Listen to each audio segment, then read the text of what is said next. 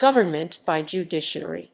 Government by Judiciary is a 1977 book by constitutional scholar and law professor Raoul Berger, which argues that the U.S. Supreme Court especially, but not only, the Warren Court has interpreted the 14th Amendment of the U.S. Constitution contrary to the original intent of the framers of this amendment, and that the U.S. Supreme Court has thus usurped the authority of the American people to govern themselves and decide their own destiny. Berger argues that the U.S. Supreme Court is not actually empowered to rewrite the U.S. Constitution, including under the guise of interpretation, and that thus the U.S. Supreme Court has consistently overstepped its designated authority when it used its powers of interpretation to de facto rewrite the U.S. Constitution in order to reshape it more to its own liking. By de facto rewriting the U.S. Constitution, Berger means that the U.S. Supreme Court didn't actually alter the text of the U.S. Constitution, but nevertheless interpreted it in such a way that the U.S. Supreme Court altered the meaning and or the effects of the relevant parts of the U.S. Constitution. Summary. In this book, Berger argues that the 14th Amendment should be interpreted based on the original intent of its draftsmen. Berger argues that this is how the U.S. Constitution was historically interpreted, as well as how the draftsmen of the 14th Amendment intended for this amendment to be interpreted. Berger also argues that the sole purpose of the 14th Amendment was to constitutionalize the Civil Rights Act of 1866. Berger rejects the use of statements by critics of the 14th Amendment, advance a broad reading of the 14th Amendment by arguing that these statements were made to make the 14th Amendment look terrifying in order to increase the odds that this amendment be rejected and defeated. Specifically, the purpose of that act was to tear down the black codes in the post-Civil War Southern U.S. and to give the freedmen basic rights such as freedom of contract, the right to sue and be sued, to travel and work wherever they please, and to buy, sell, and own property.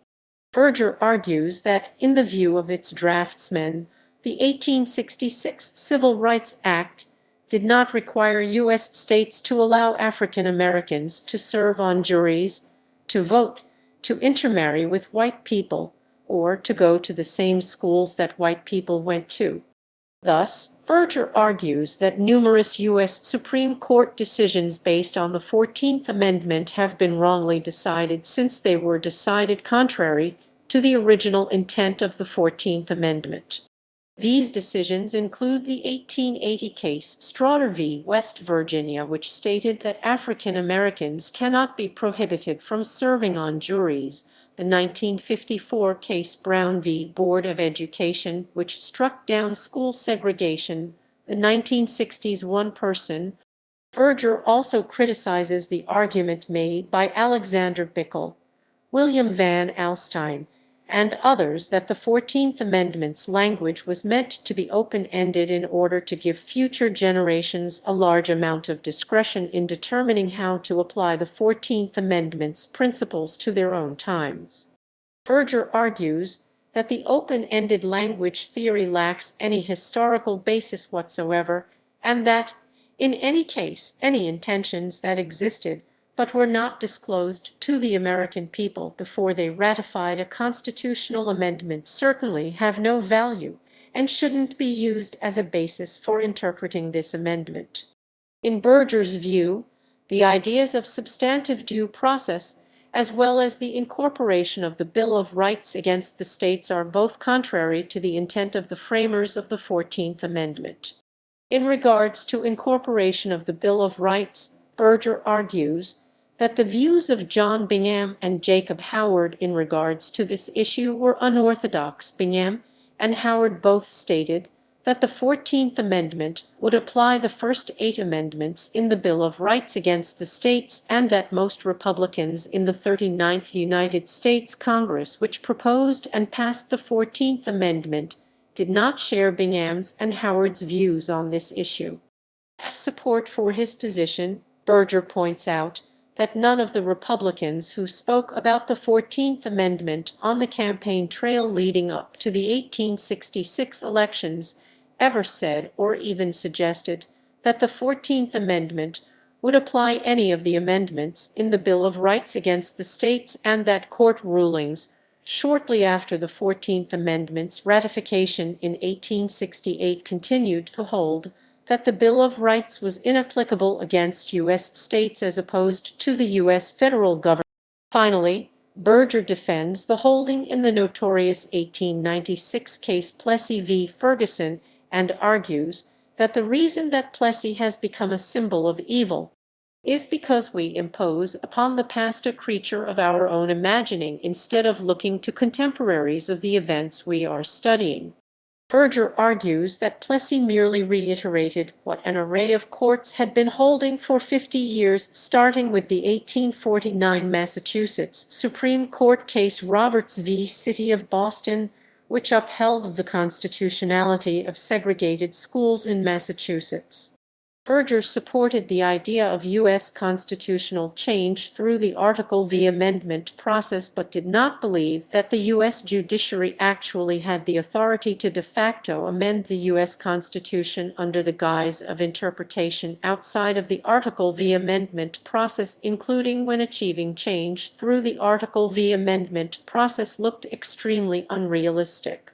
Berger believed that not every injustice actually has a judicial remedy, and that therefore the fact that an injustice exists does not automatically mean that the U.S. federal judiciary actually has the authority to eliminate this injustice. Also, Berger argues that the U.S. Congress and not the courts were meant to have the exclusive authority to enforce the 14th Amendment. In Berger's view, the courts would only be allowed to enforce the 14th Amendment if the U.S. Congress was to delegate this authority to them.